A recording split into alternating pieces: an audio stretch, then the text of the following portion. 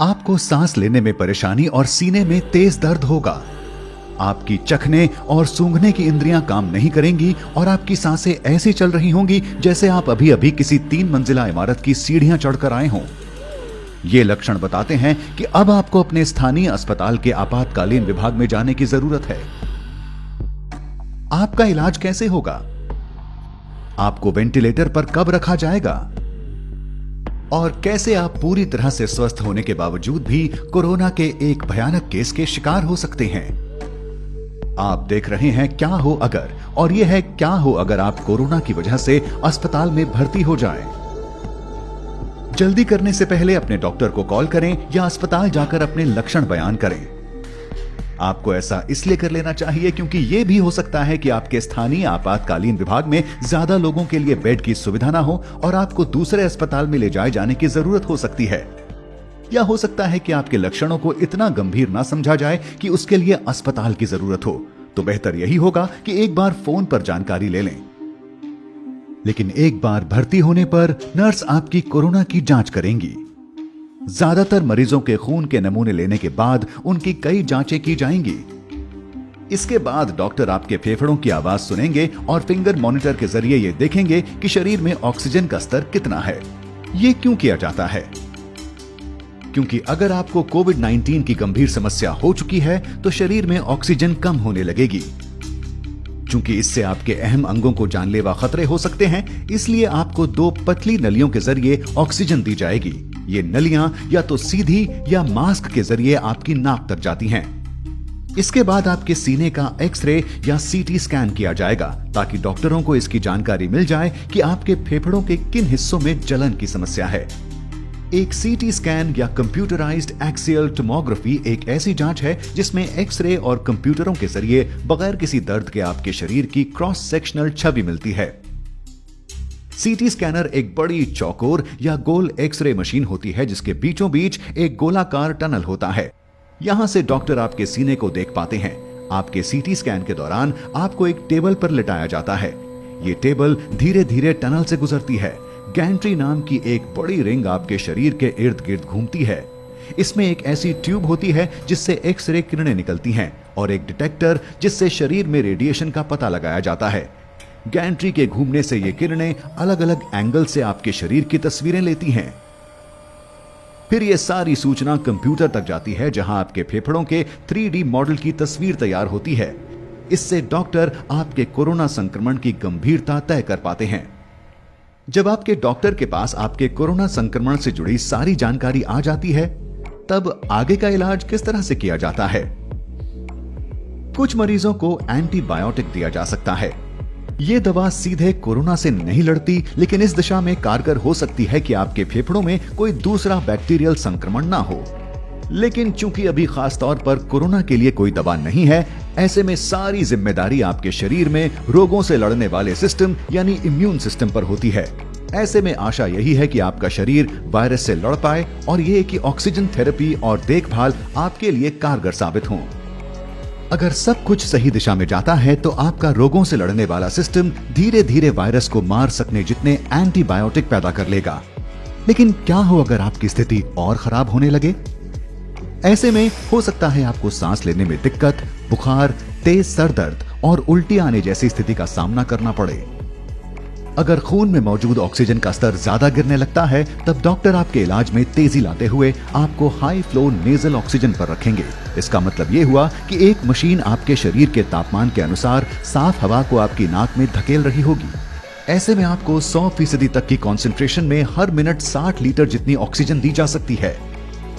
हालांकि इसको लेकर एक चिंता यह भी है कि ऐसा करने से वायरस हवा में घुल सकता है और आसपास मौजूद मरीजों, कर्मचारियों या दूसरे लोगों को संक्रमित कर सकता है। इस खतरे से बचने के लिए कुछ अस्पतालों में नेगेटिव दबाव वाले कमरे होते हैं। ये अलग थलग बनाए गए ऐसे कमरे होते हैं जो एक खास तरह के वेंटिलेशन सिस्टम से लैस होते हैं। यहाँ की हवा उल्टे दबाव के चलते कमरे से बाहर नहीं जाती। इस हवा को यहाँ से एक फिल्टर सिस्टम के जरिए बाहर कर दिया जाता है। अफसोस इस बात का है कि हर अस्पताल में ऐसे कमरों की सुविधा नहीं होती।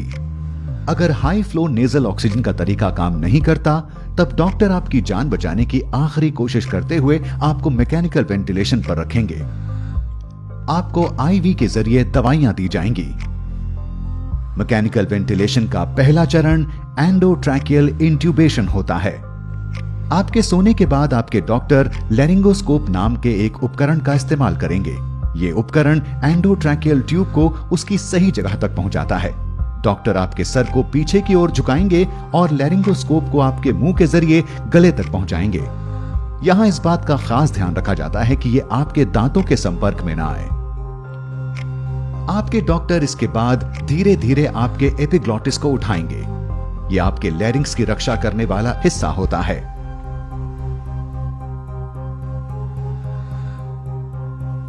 एक बार ये ट्यूब अपनी जगह पहुंच जाए, फिर डॉक्टर एक छोटा गुब्बारे जैसा आकार ट्यूब के इर्द गिर्द बना देंगे ताकि ये अपनी जगह से ना हिले। इसके बाद वो लैरिंगोस्कोप को हटाएंगे और ट्यूब को आपके मुंह के कोने में चिपका देंगे। आपके डॉक्टर ये ध्यान रखेंगे कि ये ट्यूब ठीक तरह से आपकी सांस की नली के निचले हिस्से में लगी हुई हो। ये करने के लिए आपके फेफड़ों को एक खास बैग की मदद से फुलाया जाएगा और फेफड़ों की दोनों ओर से आने वाली सांस की आवाज को सुना जाएगा। अगर ट्यूब बहुत नीचे है तो दोनों फेफड़ों में एक समान हवा नहीं जाएगी। कुछ मामलों में ट्यूब की सही जगह सुनिश्चित करने के लिए इंट्यूबेशन के तुरंत बाद एक्सरे लिया जाता है। एक बार ये एंडोट्रैकियल ट्यूब अपनी सही जगह पर लग जाए, फिर आपके डॉक्टर इसे मैकेनिकल वेंटिलेटर से जोड़ देंगे, जहां एक खास तौर से डिजाइन किया पंप होता है। इस पंप के जरिए आप ऑक्सीजन की भरपूर मात्रा वाली हवा अपने फेफड़ों में लेते हैं और कार्बन डाइऑक्साइड को छोड़ पाते हैं। शरीर में ऑक्सीजन और कार्बन डाइऑक्साइड के स्तर पर नजर रखी जाती है ताकि यह सुनिश्चित किया जा सके कि वेंटिलेटर ठीक तरह से काम कर रहा है। तो अब आप सो रहे हैं और एक मशीन आपकी सांसों का ख्याल रख रही है। इस पड़ाव पर आपके बच पाने की कितनी संभावना है? बदकिस्मती से US agency for international developments emerging pandemic threat program के पूर्व हेड और संक्रमित बीमारियों के जानकार डॉक्टर डेनिस कैरल का मानना है कि वेंटिलेटर पर पहुंचे कुल कोरोना मरीजों में से केवल 1/3 ही जिंदा बचे रह पाते हैं। वेंटिलेटर का ज्यादा लंबे वक्त तक इस्तेमाल भी एक मरीज के लिए घातक साबित होता है। तो अगर आप इन हालातों में बचे रह जाते हैं, आपके लिए आगे का रास्ता अब और भी लंबा होने वाला है। इस बीमारी के फैलने के शुरुआती दिनों में कुछ अस्पतालों ने शुरुआती इलाज के दौरान ही मरीजों को वेंटिलेटर पर रखा था। इसके पीछे की वजह यह भी थी कि ऐसे इलाज से वायरस को हवा में फैलने से रोका जा सकता है।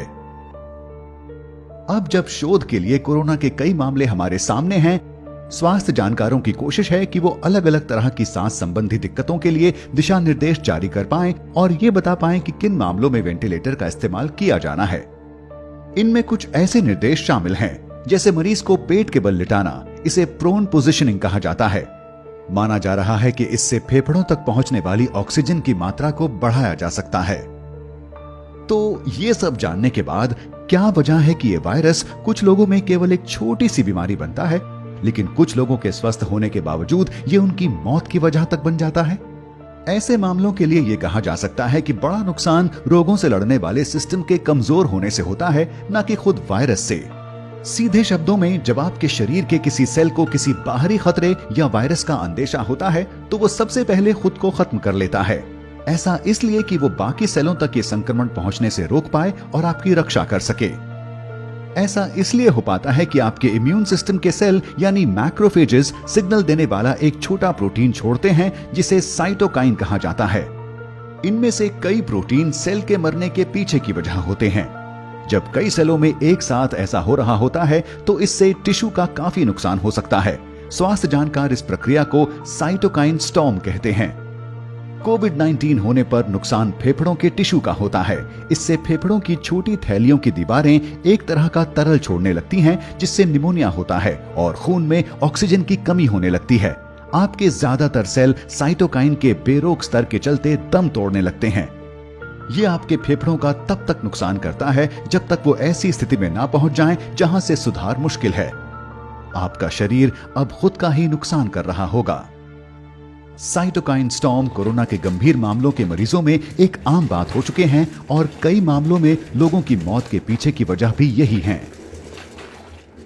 आप में ये साइटोकाइन स्टॉर्म होगा या नहीं, ये काफी हद तक आपके जीन्स पर भी निर्भर होता है। H1N1 फ्लू वायरस के मरीजों में ये पाया गया है कि जिनमें ये साइटोकाइन स्टॉर्म आया वो काफी हद तक जेनेटिक कारणों से था। अब ये काफी हद तक संभव है कि बढ़ती उम्र के साथ ये जेनेटिक इम्यून विकार आप में भी विकसित हो जाएं।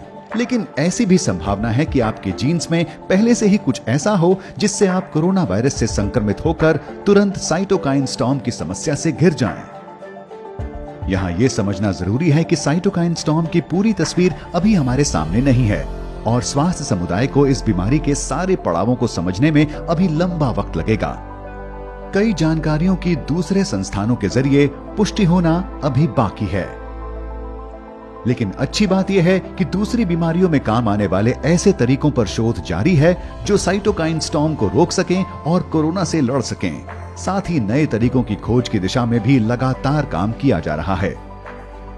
मौजूदा वक्त में ऐसी सैकड़ों दवाइयों पर खोज जारी है जो कोरोना से लड़ाई में काम आ सकती हैं।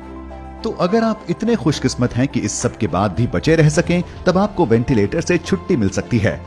आपको शायद बहुत ज्यादा थकान महसूस हो, लेकिन अब आपको अस्पताल के आम वार्ड में रखा जाएगा। आप इस जगह तब तक रहेंगे जब तक आपके शरीर की ऑक्सीजन सुरक्षित लेवल तक नहीं आ जाती। इसके बाद आपको अस्पताल से छुट्टी मिल सकती है। आप घर जा सकते हैं और अपने परिवार और दोस्तों के बीच वापसी कर सकते हैं।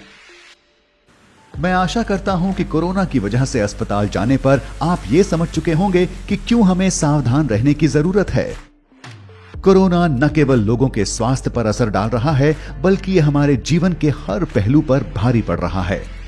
ऐसे में अगर अर्थव्यवस्था पूरी तरह से डगमगा जाती है, तब आप क्या करेंगे? जानने के लिए बने रहें क्या हो अगर के साथ।